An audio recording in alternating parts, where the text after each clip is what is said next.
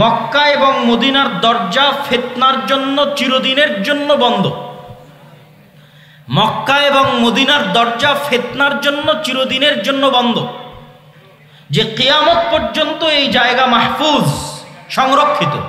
কে হেফাজত করবে? আল্লাহর ফেরেশতারা হেফাজত করবে। তাহলে কোন জায়গা আলামত হিসেবে থেকে গেল যে এটা হচ্ছে আলামতের চিহ্ন যে কোন দিন বিজয়ী রাজনৈতিকভাবে? সেটা হচ্ছে মসজিদে আকসা। এবং পৃথিবীর 90% মানুষ কোন যুদ্ধে জড়িয়ে পড়তে পারে?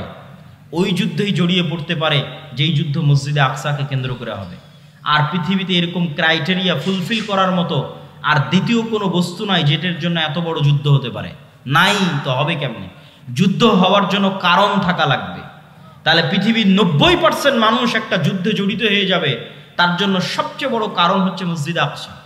যেই সমস্ত আল মালহামাল কুবরার কথা রাসূলুল্লাহ সাল্লাল্লাহু আলাইহি ওয়াসাল্লাম বলেছেন যে কিয়ামতের পূর্ব মুহূর্তে এমনও যুদ্ধ হবে যে একটা পাখি উঠতে উঠতে ক্লান্ত হয়ে যাবে লাশের উপর দিয়ে।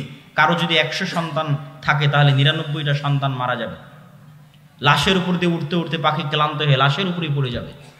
তথা পৃথিবীর 90% মানুষ এই যুদ্ধে অংশগ্রহণ করবে। এই যুদ্ধ একমাত্র মসজিদে আকসাকে কেন্দ্র করেই হতে পারে, একমাত্র জেরুজালেমকে কেন্দ্র করে হতে পারে। কেন? এখানে কারণ আছে। কারণ এটাই যে আপনি আজকে আমেরিকাকে প্রস্তাব দেন যে আপনাদেরকে আমরা মুসলমানেরা সারা দুনিয়া দিয়ে দিতে চাই, শুধু মসজিদে আকসা আমাদের দিতে হবে। তারা রাজি হবে না। জেরুজালেম আমাদের দিতে হবে, রাজি হবে না। আপনি ইহুদিদের বলেন যে তোমাদের জন্য আমরা নতুন একটা জান্নাত বানিয়ে দেব ইউরোপ আমেরিকার মধ্যে, তোমরা যাও সেখানে। এখানে কেন এসেছো? তারা এখানে এসেছে ধর্মীয় কারণে।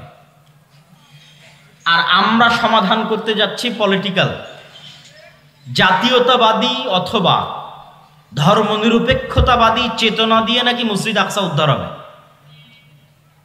আর এই বিষ বাষ্প ফিলিস্তিনিদের মধ্যে ঢুকিয়ে দিয়েছে যে তোমরা জাতীয়তাবাদী চেতনায় আর ধর্মনিরপেক্ষতাবাদী চেতনায় চেষ্টা করো, তাহলে মসজিদ আকসা তোমাদের উদ্ধার হবে। বাবা, যারা মসজিদে আকসা জেরুজালেম দখল করেছে তারা জাতীয়তাবাদী চেতনাতেও দখল করেনি, ধর্মনিরপেক্ষতাবাদী চেতনাতেও দখল করেনি। তারা শুধুই শুধু সির্ফ ধর্মীয় চেতনা থেকে মসজিদে আকসা এবং জেরুজালেম দখল করেছে এবং এখনো অপেক্ষায় আছে কখন এই মসজিদে আকসা ভেঙ্গে এই মসজিদে আকসাতে ইহুদিদের জন্য সিনাগগ তৈরি করা হবে। সেই দিন এখনো আসেনি, তারা সেটার অপেক্ষা। তাদের টার্গেট হচ্ছে ওইটা।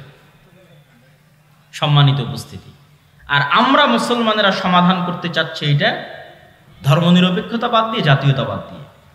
আচ্ছা, এই দীর্ঘ আলোচনার প্রথম সামারি পয়েন্ট কি?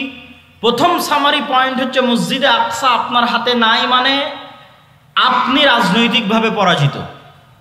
গোটা মুসলিম উম্মাহ, গোটা মুসলিম বিশ্ব রাজনৈতিকভাবে পরাজিত। মসজিদে আকসা জেরুজালেম আপনার হাতে নাই মানে আপনার উপর দিয়ে এখন আল্লাহর আযাব এবং গজব প্রবাহিত হচ্ছে।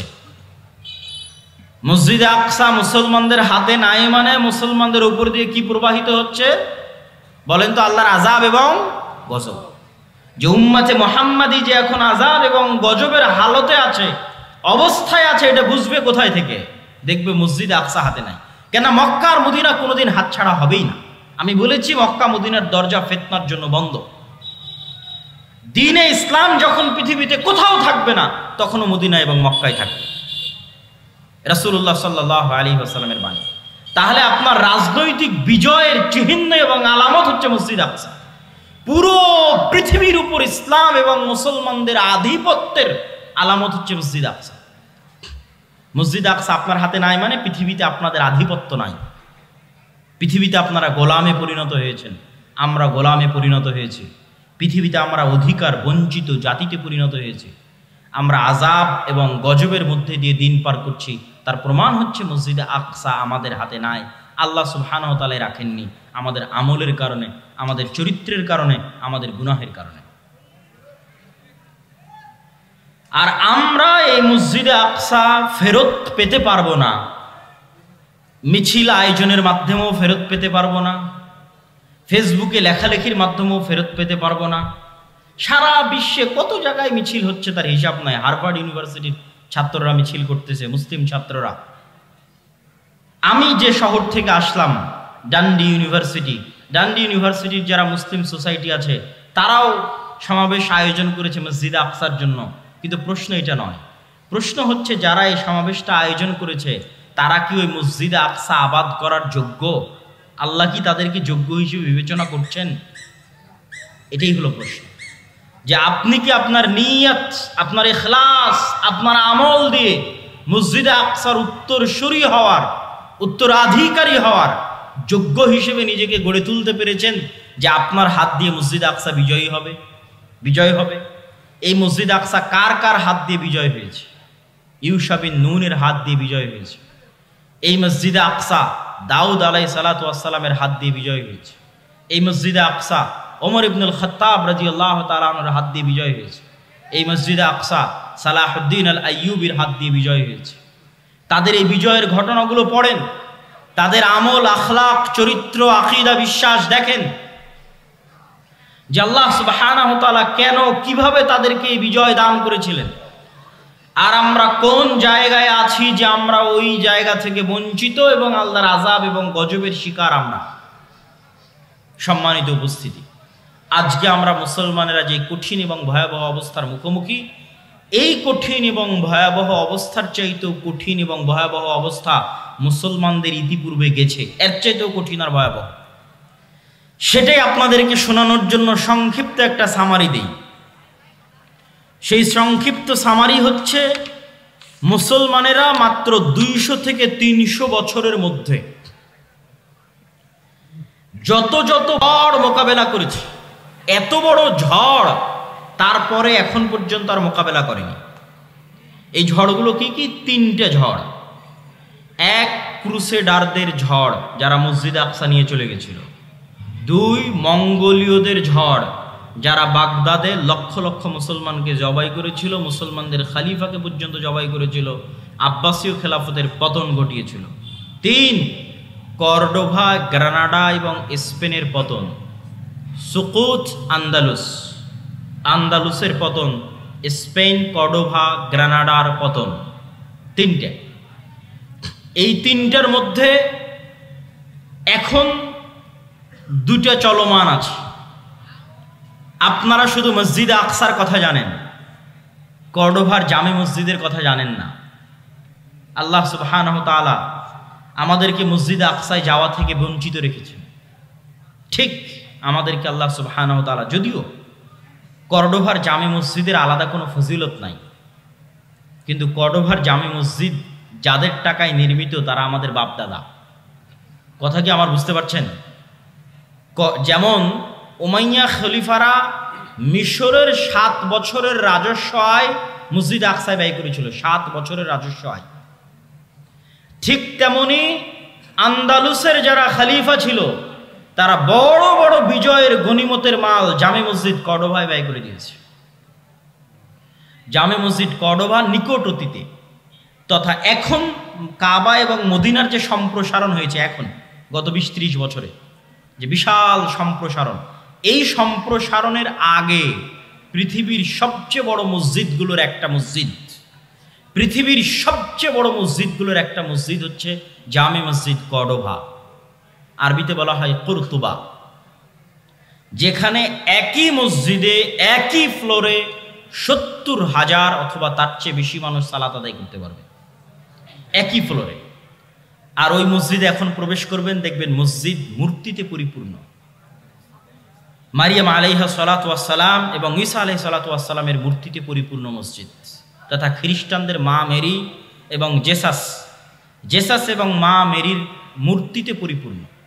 আর ওখানে একজন মুসলমানকেও ব্যক্তিগতভাবেও সালাত আদায় করতে দেওয়া হবে না। আপনি যদি চুল পরিমাণ আপনার অন্তরে ঈমান থাকে, আর আপনি যদি স্পেনে গিয়ে জামে মসজিদ কর্ডোভায় প্রবেশ করেন, তো আপনার চোখ দিয়ে পানি বের হবেই হবে। প্রত্যেক যে মুসলমান যার অন্তরে চুল পরিমাণ ঈমান আছে, সে যদি স্পেনে যায় এবং জামে মসজিদ কর্ডোভায় প্রবেশ করে, তাহলে তার চোখ দিয়ে পানি পড়তে বাধ্য, যে সে মসজিদের মধ্যে দাঁড়িয়ে আছে, মেম্বার আছে, ছাদ আছে, বিশাল মসজিদ, কিন্তু সে সালাত আদায় করতে পারবে না, মসজিদে আজান হয় না। শুধু একটা মসজিদ নয়, এরকম পুরো কর্ডোভায় যত গির্জা আছে, পুরো গ্রানাডায়, পুরো স্পেনে যত গির্জা আছে, প্রত্যেকটা গির্জা মসজিদ। আপনি ধোকায় পড়ে যাবেন, বাহির থেকে দেখলে আপনি ধারণা করবেন এটা মসজিদ, কেননা মিনার আছে। বাহির থেকে দেখলে বুঝবেন মসজিদ, কেননা মেহরাব আছে। এটা মসজিদই, মিনার মেহরাব আছে মানে মসজিদ। ভিতরে যেয়ে দেখবেন যে মূর্তিতে পরিপূর্ণ, আসলেই মসজিদ। কিন্তু এখন আজানও নাই, একামতও নাই, মুসলমানও নাই। অথচ ওই মসজিদগুলো যারা ওয়াকফ করেছিল আল্লাহর সন্তুষ্টির জন্য, তারা মুসলমান ছিল। ওই মসজিদগুলোতে যারা দান করেছিল মসজিদ নির্মাণের জন্য, তারা মুসলমান ছিল। এটাই আমি বলছি যে জামে মসজিদ কর্ডোভার হয়তো আলাদা কোনো ফজিলত নাই, কিন্তু জামে মসজিদ কর্ডোভার মুসলমানদের টাকাতেই নির্মিত। ওই স্পেনে এরকম শত শত মসজিদ আছে। এটা এখন পৃথিবীর সবচেয়ে বড় গির্জাগুলোর একটা, ক্যাথিড্রাল বলে ওরা, যে biggest cathedral all over the world. সারা পৃথিবীর সবচেয়ে বড় গির্জাগুলোর একটা হচ্ছে এটা, জামে মসজিদ কর্তুবা। এখানে হাজার হাজার ছাত্র দার্স দিত, দার্স শুনত, ইলমের আলোচনা হতো। বড় বড় আলেম এই সমস্ত মাটি থেকে জন্ম নিয়েছে।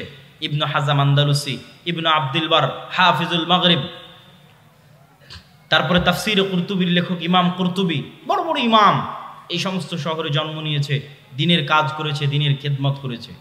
এই জন্য আমি বলি যে মুসলমানেরা যখন ফুটবল ক্লাবগুলো নিয়ে উন্মাদনা করে, আরও সবচেয়ে বেশি কষ্ট পায় যখন সৌদির যুবকদের দেখি। যে সৌদির যুবকদেরকে তো এখন আরও বেশি উৎসাহিত করা হচ্ছে যে তোমরা এই রাস্তায় আসো, এই লাইনে আসো, তোমাদের শুধু বিনোদন আর পর্যটন নিয়ে ব্যস্ত থাকতে হবে। তো তাদের যখন দেখি যে ওই যে সমস্ত ক্লাব, পৃথিবীর সবচেয়ে বিখ্যাত ক্লাবগুলো হচ্ছে স্পেনের, বার্সেলোনা, রিয়াল মাদ্রিদ, এগুলো বেশিরভাগ এগুলো হচ্ছে স্পেনের শহর। বার্সেলোনা হচ্ছে স্পেনের শহর, মানে এটা এই বার্সেলোনা মুসলমানদের, ওই মাটি ওই জায়গা মুসলমানদের ছিল। তাহলে আপনি যখন ওইটা নিয়ে উন্মাদনায় ব্যস্ত, তখন যদি আপনাকে নিয়ে গিয়ে আমি জামে মসজিদ কর্তুবার মধ্যে দাঁড় করাই, কর্ডোভার মধ্যে দাঁড় করাই, সৌদি আরবের এই সমস্ত যুবকদেরকে নিয়ে গিয়ে যদি জামে মসজিদ কর্ডোভায় দাঁড় করানো হয় আর বলা হয় না এখন উন্মাদনা করো তোমার বার্সেলোনা নিয়ে আর রিয়াল আর মাদ্রিদ নিয়ে, কেন আল্লাহ তোমাদের কাছ থেকে মসজিদ ছিনিয়ে নিয়েছে? কেন আল্লাহ তোমাদের কাছ থেকে মসজিদ আকসা ছিনিয়ে নিয়েছে? যে সারা পৃথিবীর কোনো মুসলমান আর মসজিদ আকসায় যেতে পারে না, সালাত আদায় করতে পারে না। তো মুসলমানের অন্তরে তো ব্যথা থাকা উচিত যে তিনটা পবিত্র মসজিদ, পবিত্র ভূমি, যেখানে সফর করার আদেশ দেওয়া হয়েছে, যেখানে পড়লে অতিরিক্ত সালাত আদায় করলে অতিরিক্ত নেকির ঘোষণা দেওয়া হয়েছে, এই তিনটা মসজিদের একটা মসজিদ হচ্ছে মসজিদ আকসা। তো ওই মসজিদ আকসায় তো তুমি যেতে পারো না, ওই মসজিদ আকসায় তো তুমি সালাত আদায় করতে পারো না। অথচ আগের যুগের প্রত্যেক মুসলমানেরা ইতিহাস পড়েন, প্রত্যেক যারা মুসলমান আমার বাংলাদেশ থেকে রওনা দিয়েছে, কোনো হাজি একসাথে তিনটা মসজিদ না দেখে ফিরে আসতো না। মানে এটা হচ্ছে হজ ট্রিপের অংশ, যে আপনি এখন হজ এবং উমরায় যাচ্ছেন, মানে এই ট্রিপে তিনটা মসজিদ থাকবে, মসজিদ আকসা হে, মসজিদ নববী হে, হারাম হয়ে তারপর আপনি বাড়ি যাবেন। আগের যুগের মানুষ হজ করার জন্য সফর করবে আর মসজিদ আকসায় যাবে না, এটা কল্পনার বাইরে, এটা অসম্ভব। আর আপনাদের এখন কতজন হাজি আছে হজ করে আসতেছেন মক্কা থেকে, মদিনা থেকে, মসজিদ আকসায় যেতে পেরেছেন? যেতে দিবে আপনাকে? কেউ দিবে না। সম্মানিত উপস্থিতি, এই কষ্ট অন্তরে থাকতে হবে। এই কষ্ট না থাকলে আপনি অনুভবও করতে পারবেন না, আপনার ইমানও জাগবে না এবং আপনার দ্বারা বিজয় সম্ভব নয়। এই কষ্ট সালাহুদ্দিন আইয়ুবীর অন্তরে ছিল। সালাহুদ্দিন আইয়ুবী পণ করেছিলেন, প্রতিজ্ঞা করেছিলেন, আল্লাহর ঘর কাবায় ততদিন পর্যন্ত হজ করার জন্য যাবেন না। আল্লাহর ঘর কাবায় ততদিন পর্যন্ত হজ করার জন্য যাবেন না যতদিন না আল্লাহর আর একটা ঘর মসজিদ আকসা। কার ঘর বলেন? মসজিদ আকসা কার ঘর?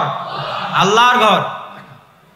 আমি ততদিন পর্যন্ত মক্কার কাবা জিয়ারতে যাব না যতদিন না আল্লাহ সুবহানাহু ওয়া তাআলার আরেকটি ঘর, যেটা মক্কার কাবা তৈরি হওয়ার 40 বছর পর তৈরি করা হয়েছিল, যেই ঘরে যুগে যুগে অসংখ্য নবী প্রেরিত হয়েছে, যেই এলাকাকে আল্লাহ আমাদের পবিত্র কোরআনে বরকতময় এলাকা বলে ঘোষণা করেছেন কয়েক জায়গায়। আমাদের পবিত্র কোরআনে পবিত্র ভূমি হিসেবে ঘোষণা করেছেন কয়েক জায়গায়, সেই আল্লাহর তৃতীয় ঘর মুক্ত না করা পর্যন্ত আমি সালাহুদ্দিন আইয়ুবী আল্লাহর আরেকটা ঘর জিয়ারতের জন্য যাব না। আগে আল্লাহ সুবহানাহু ওয়া তাআলার এই ঘর মুক্ত করব, তারপরে আমি আল্লাহ সুবহানাহু ওয়া তাআলার আরেক ঘর জিয়ারতের জন্য যাব। এই হিম্মত, এই চেষ্টা, এই আবেগ সালাহুদ্দিন আইয়ুবীর ছিল, এই জন্য তিনি বিজয় করতে পেরেছিলেন।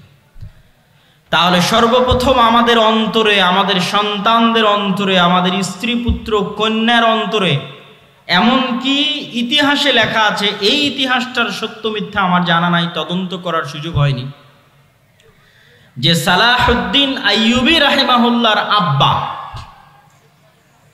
তিনি বিবাহের সময় এই শর্তেই বিবাহ করেছিলেন যে এমন মেয়েকে বিবাহ করবেন যার অন্তরে মসজিদে আকসার ভালোবাসা আছে এবং যেও চায় এমন একটি সন্তান জন্ম দিতে যে মসজিদে আকসা বিজয়ের জন্য তার জীবনকে বিলিয়ে দিবে। মসজিদে আকসা বিজয় করতে পারবে না পারবে সেটা পরের কথা, কিন্তু মসজিদে আকসা বিজয়ের জন্য তার জীবনকে বিলিয়ে দিবে, শহীদ হয়ে যাবে। এই নিয়ত কোন মেয়ের আছে তাকে আমি বিবাহ করতে চাই। সম্মানিত উপস্থিতি, সালাহুদ্দিন আইয়ুবী রাহিমাহুল্লাহর যে যুগ, আমি বলেছি তিনটে মহাবিপদ মুসলমানেরা একই সময় পার করেছে। আমি শুধু তারিখগুলো বলবো, তাহলে আপনি বুঝবেন যে কিভাবে তিনটে যুগ মুসলমানেরা এই সময়ের মধ্যে পার করেছে।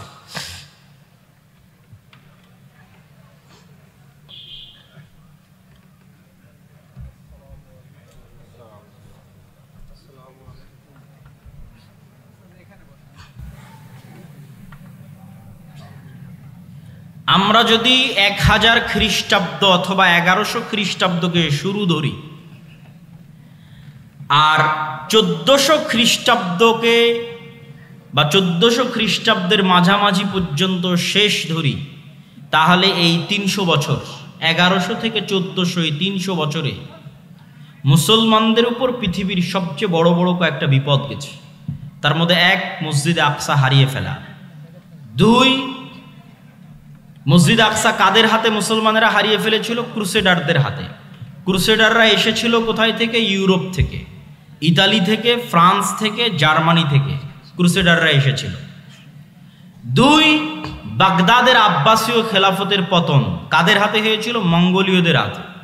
মঙ্গোলীয়রা এসেছিল কোথায় থেকে? চায়নার পার্শ্ববর্তী দেশ মঙ্গোলীয় থেকে, যাদেরকে পৃথিবীর কোনো যুদ্ধে কেউ পরাজিত করতে পারেনি। স্রোতের মতো তারা এক এক শহর থেকে আর এক শহর বিজয় করতে করতে করতে করতে বাগদাদকে মাটির সাথে মিশিয়ে দিয়ে তারপরে তারা ক্ষান্ত হয়েছে।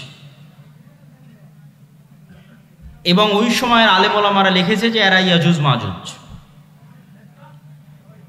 ওই সময়ের আলেম ওলামারা সন্দেহে পড়ে গেছিলেন যে ইয়াজুজ মাজুজ হয়তো এরাই।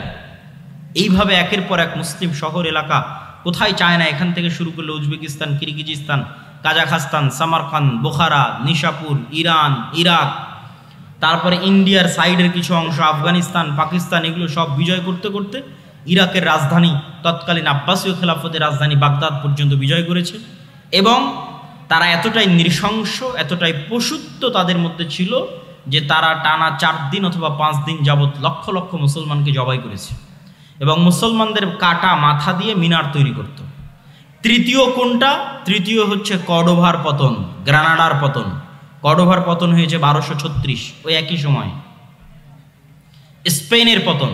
তাহলে এই 3টে বড় ঘটনার মতো একসাথে এত বড় ঘটনা মুসলমানদের উপর আর যায়নি। এই জন্য আমি বারবার বলি যে এখন মুসলমানেরা যে বিপদ, যে আপদ, যে কষ্টের মধ্যে আছে, এর চেয়ে বেশি কঠিন, বেশি ভয়ঙ্কর বিপদ আপদ জাতিগতভাবে মুসলমানদের উপর দিয়ে পার হয়ে গেছে। তা হচ্ছে এই 200-300 বছর ক্রান্তিকাল, ইসলাম এবং মুসলমানদের ক্রান্তিকাল। তো এখান থেকে কি মুসলমানেরা বের হতে পেরেছিল? জি, এখান থেকে মুসলমানেরা বের হতে পেরেছিল। আল্লাহ বের করার রাস্তা করে দিয়েছিলেন। 1, মসজিদ আকসা আল্লাহ মুক্ত করেছেন সালাহুদ্দিন আইয়ুবীর মাধ্যমে। সালাহুদ্দিন আইয়ুবীর মাধ্যমে মসজিদে আকসা মুক্ত করার যুদ্ধ ছিল হিত্তিনের যুদ্ধ। সালাহুদ্দিন আইয়ুবী মসজিদে আকসা মুক্ত করার জন্য কয়েকটা পয়েন্টে কাজ করেছেন।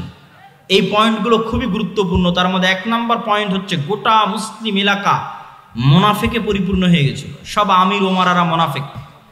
খ্রিস্টান ক্রুসেডারদের নারী এবং টাকার কাছে বিক্রি হয়ে যেত সমস্ত আমির ওমারারা। আর সবচেয়ে বেশি শত্রুতা করত শিয়ারা। ওই সময় শিয়াদের শাসন ছিল মিশরে, ফাতিমীয় ওবায়দীয় শিয়া খেলাফত ছিল মিশরে, যারা প্রতিষ্ঠা করেছিল জামিয়াতুল আজহার। আজকের আজহার বিশ্ববিদ্যালয় শিয়ারা প্রতিষ্ঠা করেছিল শিয়া মাযহাব প্রচার করার জন্য। তো সালাহুদ্দিন আইয়ুবী রাহিমাহুল্লাহর দুইটা টার্গেট ছিল, মিশর এবং সিরিয়াকে এক করতে হবে। মিশর এবং সিরিয়া একত্রিত না হওয়া পর্যন্ত মসজিদ আকসা আমি বিজয় করতে পারবো না। মজার বিষয় হলো ওমর রাদিয়াল্লাহু তাআলা আনহুর যুগেও যখন মসজিদ আকসা বিজয় হয় তখনও মুসলমানেরা মিশর এবং সিরিয়া একত্রিত করেছিল। মিশর এবং সিরিয়ার বিজয় শেষ করে মসজিদ আকসার বিজয় সম্পন্ন করেছিল। কেননা ভৌগোলিকভাবে আজও মসজিদ আকসা বিজয় করা কঠিন যদি সিরিয়া এবং মিশর আপনার হাতে না থাকে। ফিলিস্তিন বিজয় করা কঠিন যদি সিরিয়া এবং মিশরের মাটি আপনার হাতে না থাকে। এর অনেক ভৌগোলিক বিশ্লেষণ আছে, আমি লম্বা আলোচনায় যাব না। তার মধ্যে সবচেয়ে বড় ভৌগোলিক বিশ্লেষণ হচ্ছে ভূমধ্য সাগর। ভূমধ্য সাগরের পানি আপনি কি দিয়ে কন্ট্রোল করবেন? ক্রুসেডাররা সব আসতো ওই পানি দিয়ে, ভূমধ্য সাগর দিয়ে। বেশিরভাগ স্থলপথেও আসতো না তা নয়, কিন্তু পানি দিয়ে আসতো। ওই ভূমধ্য সাগরের তীর কন্ট্রোলে নিতে হলে আপনাকে সিরিয়া পুরো কন্ট্রোলে নিতে হবে, মিশর পুরো কন্ট্রোলে নিতে হবে, তাহলে প্রবেশ পথ বন্ধ। অন্তত সমুদ্র দিয়ে আর কেউ আসতে পারবে না। এবার মাটি আপনার দখলে, এখন শুধু মসজিদে আকসা বাকি।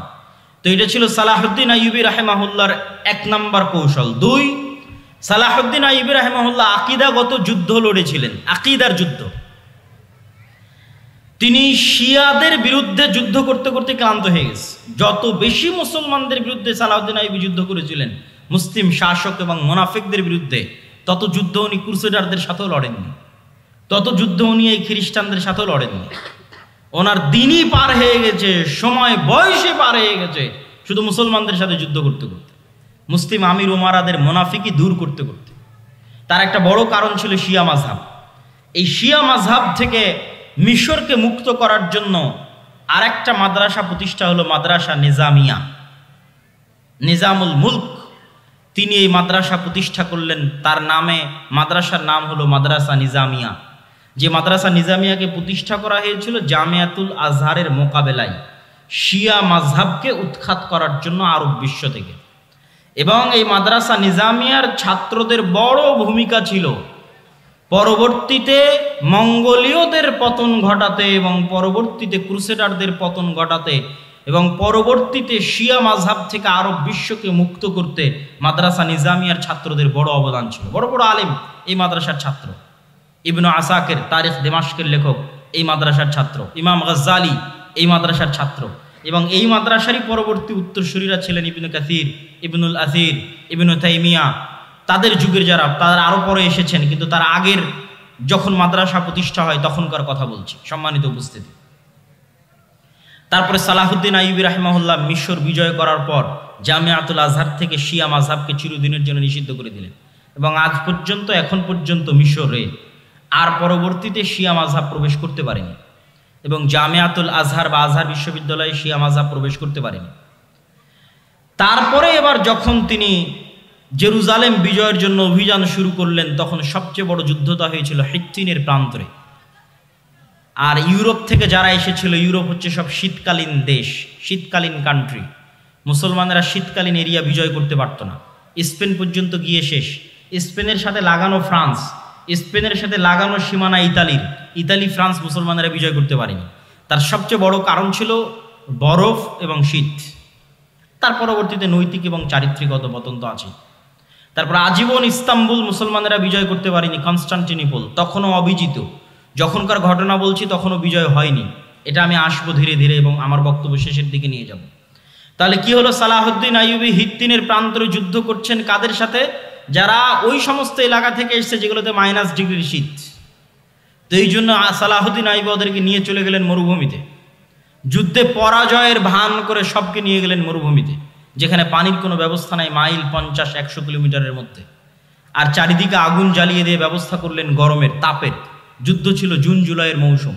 উপরে সূর্যের তাপ, নিচে মরুভূমির তাপ, আর চারিদিকে আগুনের তাপ। এই তাপ সহ্য করার জন্মগত ক্ষমতা আরবদের আছে, কেননা তারা মরুভূমিতেই বড় হয়েছে। আর যারা ক্রুসেডাররা এসেছে তারা সব এসেছিল শীত দেশ থেকে। এই জন্য গরমে গায়ের সব বর্ম, লোহার বর্ম তারা খুলে ফেলতে বাধ্য হয় এবং যুদ্ধে তাদের পরাজয় সুনিশ্চিত হয়। তবে মজার বিষয় কি? মজার বিষয় হচ্ছে ওমর রাদিয়াল্লাহু তাআলা আনহু মসজিদ আকসা বিজয় করেছেন, এক ফোঁটা রক্ত পড়েনি।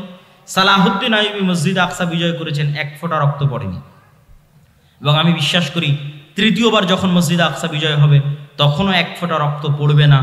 এই ধারাবাহিকতা বজায় থাকবে, আল্লাহ সুবহানাহু ওয়া তাআলা সেই ব্যবস্থা করে দিবেন, এটা বিশ্বাস করি অন্তর থেকে ইনশাআল্লাহ।